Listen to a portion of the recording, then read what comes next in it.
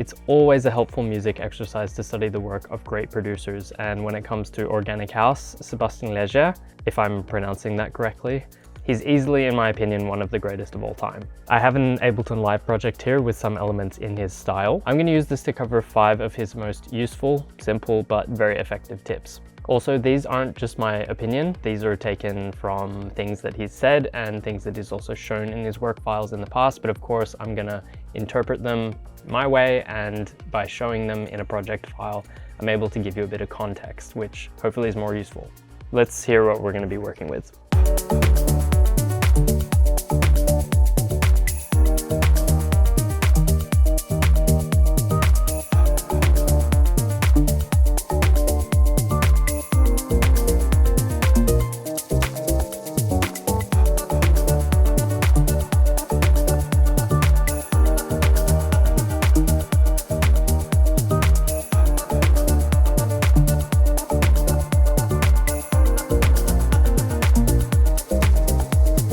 Now for tip number 1, we're going to look at the kick, and this might come as a surprise, but the main tip is reuse good kicks.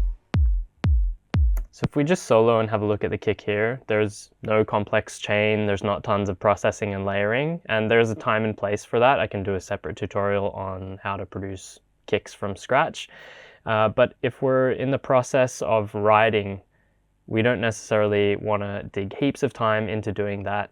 And if it ain't broke, don't fix it. The kick drum I'm using is the same kick drum on every single track that I do. It's the same kick drum. 99% of my track is this kick drum, right? A lot of top producers have been quoted saying this, that they only have a library of 5 or 10 kicks that they use on a regular basis. If you haven't been producing for decades, of course, you might not have narrowed down a couple of phenomenal kicks, and it takes time to train your ear to really understand that. But as you start to use kicks and you like them and you've used it before, just start working on that collection, because over time that's going to be really useful. So be organized, keep things simple, especially when starting.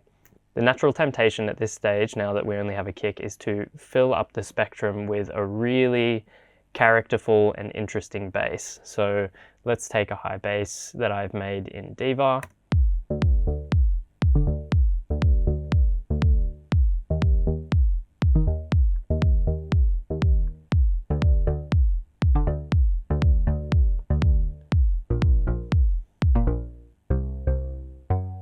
So even if I tame that bass group with an EQ,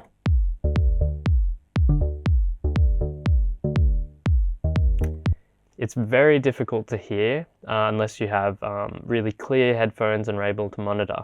But often that low end ends up getting a bit phasey and complex, especially as we start introducing a full mix. So Sebastien Leger mentions a pretty common but straightforward technique, and he uses that by separating the sub and the bass. What I always do with bassline is I have the sound of the bassline, and then I layer a sine wave that plays the same melody. Because bassline, when it goes really low, you have some really nasty frequencies, and it's really difficult to control. Firstly, we want to pick a point where we split them down the middle. Essentially, the sub should be very basic sine wave information, and then the high end of the bass should be maintaining the character. In his project example, he does this around 120 Hertz, but you can tune it to exactly where you like. So let's start by slicing off the top end of the bass. You can do this with your EQ of choice. Another technique that people use is soloing in the multiband dynamics if you want a really good brick wall. I'm using Ozone just because that's what I have on hand, but you don't need any more plugins if you don't have them.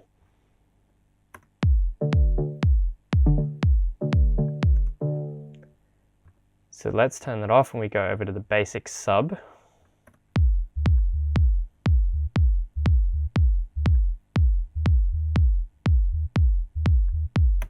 It already might be really difficult to hear, and that's because the sub is often described as something you feel rather than you hear most of the time, and in a club system it's really important. So if we take that same approach to slicing it off down in the bottom section. I've got it here visualized in Ozone. You can use an EQ8, it just doesn't have quite as steep a curve. Now it's even more isolated and together. And without the sub.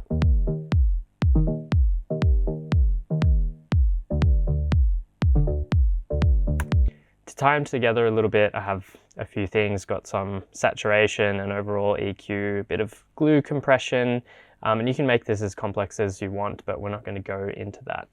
Let me know in the comments if you are already using this sub-bass technique or if you have any questions. We'll come to a few more tips shortly, but I'm just going to go walk you through the layers in case you're interested in what we have here. So in addition to the kick, the other drums we have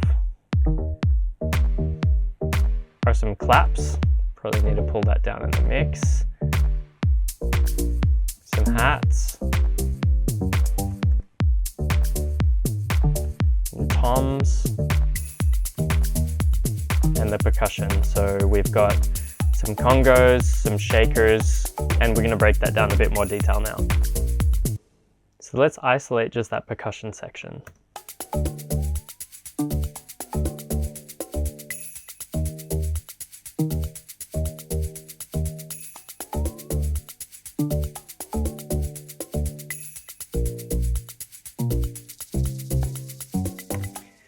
So we've got a lot of movement and tension, and percussion is so important to the genre of organic house, and we're going to nail in on tip number 3, and that is use collision physical modeling on your percussion. Because I use Corpus. Corpus is a really funky plugin from Ableton, which can do a lot of things, put everything in Corpus and everything sounds weird and interesting. Without it, it's like that. Just like the other one, and then you put Corpus in it.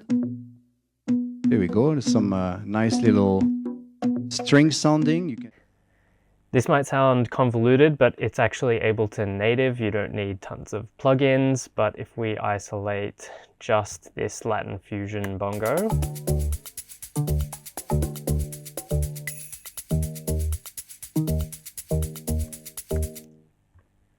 turn off our bass,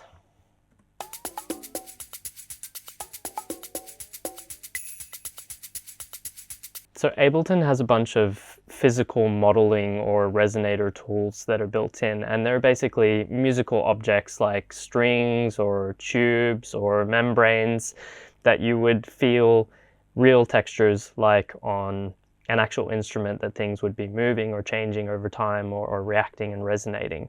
The one Sebastien Leger mentioned specifically he uses is Corpus. There's several if you want to try a few of these different variants. But basically what we're getting is that wavy noise. I'm going to turn the dry wet way up so you can really hear it.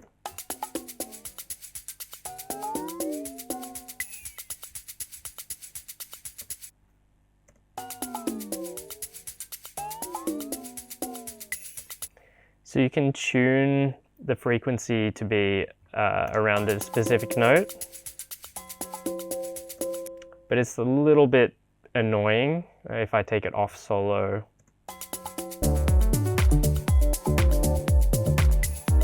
It sounds a bit like a bell, and you can automate the tuning, and there are opportunities with that, but with the LFO we get that nice motion.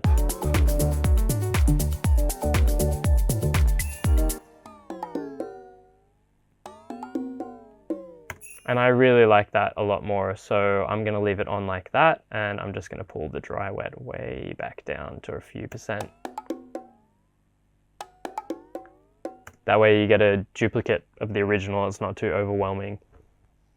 So now that we have a bit more dynamics on those bongos and Latin percussion elements, tip number 4 is to do something similar. Use noise to add body to your hats and your shakers. I think there's a really nice plugin in Ableton called Erosion. Instantly it's like more muddy, but if you layer this with the original crispy top end. So if we listen to the full drums, There's obviously a lot of shakers going on, which is really important. So if we go straight down into them.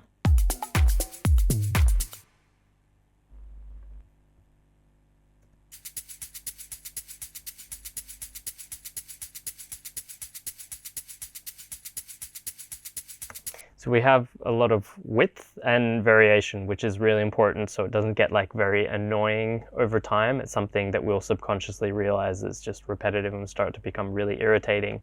So for one of these, I've just imported a loop, and this illustrates how it can get a bit dull over time.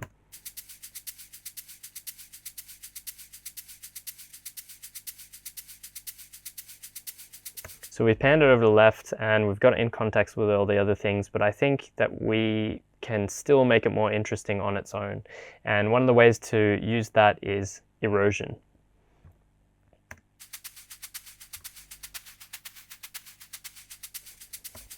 A lot of these samples and loops come very clean and not distorted, which is great, but if we want more quote-unquote body, then we can introduce a bit of distortion to our personal taste and in a way that works in context.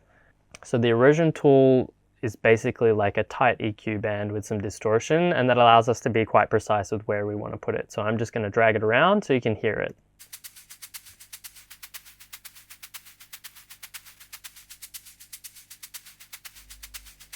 And that thickens it up a little bit, but I'd say it's quite intense. So what I'm going to do is pull it down.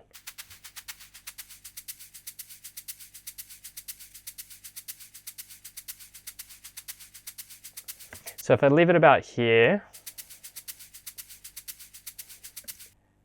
so here's it on, off. We'll pull the amount up even more.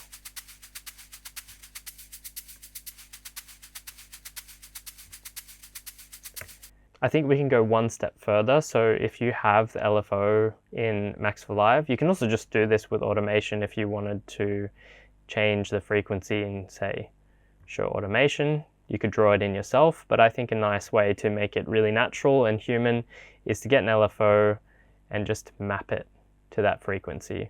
Obviously we want to make it way less extreme.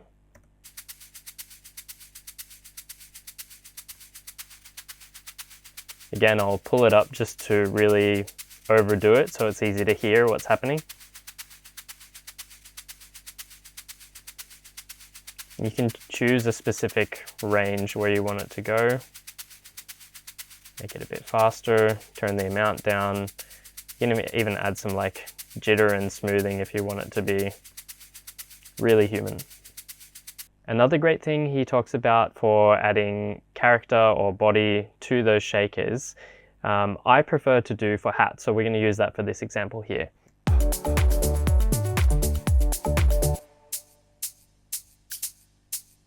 So we've just got a really basic hat pattern. But because it's like kind of going down the center and carrying a lot of the groove, I want to have a bit more impact. So what we're going to do is add this vocoder effect.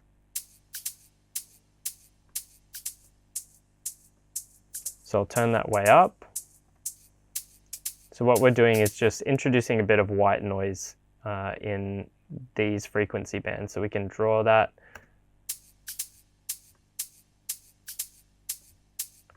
Where we want. With this, we also get a little more choice in terms of the length and the dynamics of the sample itself. So we could create a build-up if we wanted to, just by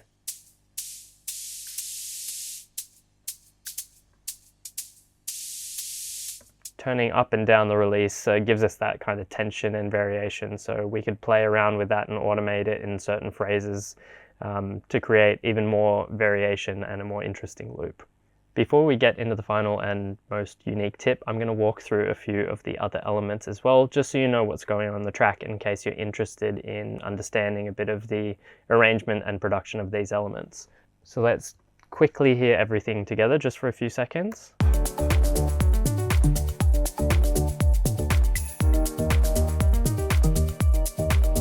And just the melodic parts that I have grouped as synth and keys.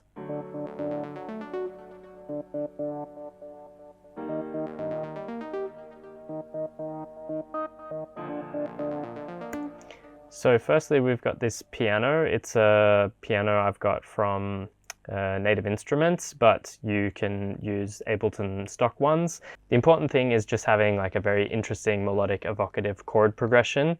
I used a scale or mode called Phrygian dominant, but this isn't about music theory and can go into that in a different video if you like. The actual rhythm is really simple here in the piano so that we have room for lots of groove and variation in the other elements. I've complemented that with some pads just to have a bit of high end and width in addition to the piano. I've got this lead element that's pretty intense, but I thought it was really fun to play.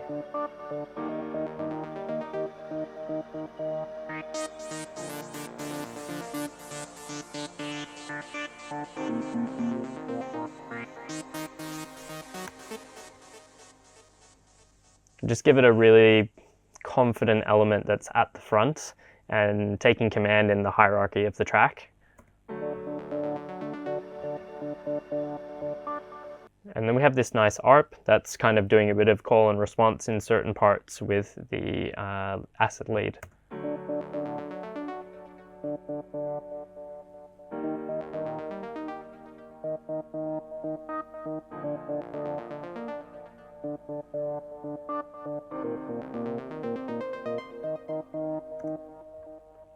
I have this very spacey kind of lead solo ethereal element that I've pushed a bit back in the mix as well.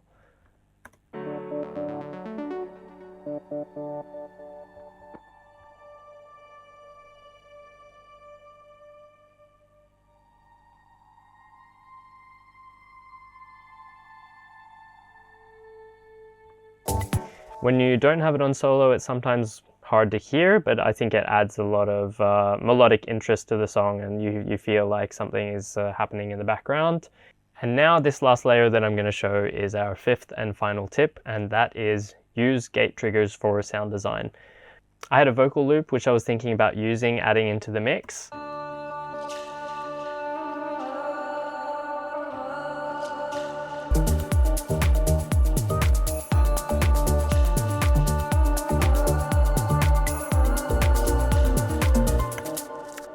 I thought the sample was a bit long, it was a bit intense, but I just felt like spicing it up a little bit.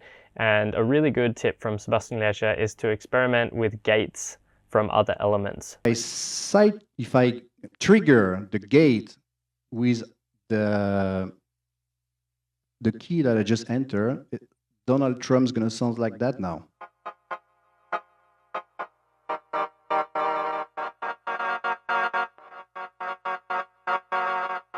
If we want to find a way to use this or another sample, we can use gates as just a kind of idea generation method. So if I hear it on its own,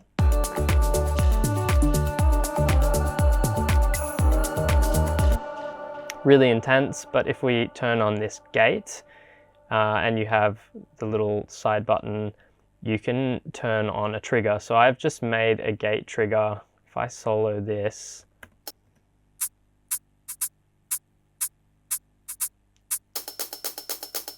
it just sounds like a bunch of random noises, but we're not needing to use the noise itself. We're just using the actual pattern and the rhythm of it to create a rhythm of a different melodic element. So if we go back to our vocal loop,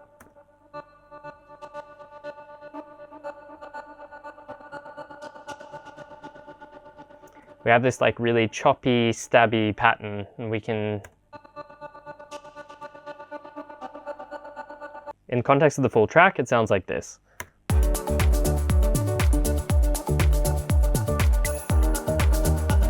I'll turn it up a little bit so you can hear it more.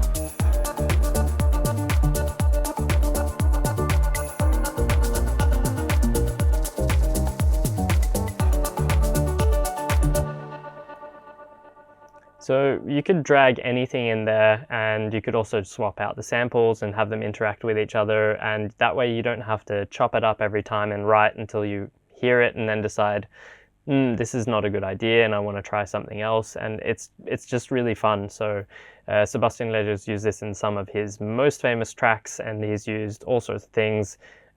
political speeches and things that you wouldn't really expect going in a song. So just play with it and have fun.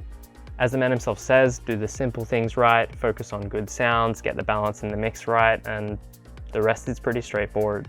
You don't need tons of plugins or complex effects chains for every single element. Thanks for watching. Liking and subscribing really helps the channel. Other free ways you can support me are by checking out the links in the description. I've got some sample packs, some of them free, or you can check out my music or connect with me on Instagram. If you have any requests for future tutorials, let me know in the comments. Otherwise, I'll see you in the next video and keep making music in the meantime.